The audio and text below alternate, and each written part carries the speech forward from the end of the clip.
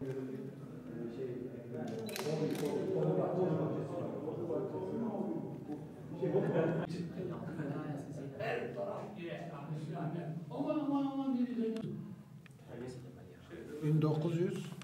bağışlayan hayırseverimiz kabul etsin. Sağ olun.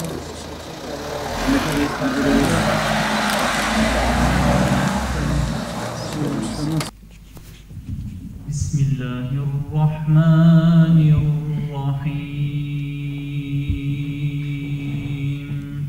Evela yaravna ennehum yuftanuna fi kulli amin marra.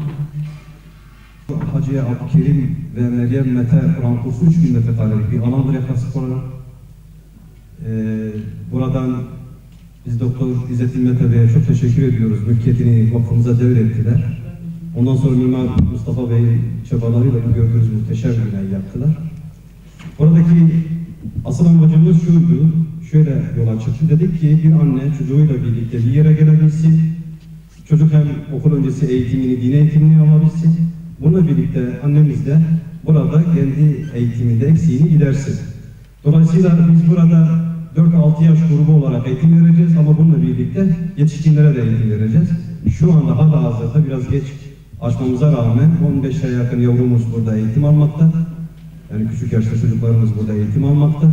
Buna birlikte 15 tane yetişkin de bir alt kattaki sınıfta eğitimlerini almaya devam etmektedirler. Bu midyatımız için münbit bir yerdir hakikaten. Midyatımız, insanımız dini eğitimi, dini medreseyi, dini konuşmayı seven bir ilçemiz. Bu nedenle hem medreselerimiz, hem Kur'an kurslarımız, hem 4-6 yaş, bu sene 4-6 yaşa başladık ama merkezinde de bu 4. yerimiz beldelerle birlikte 10 tane yer açtık.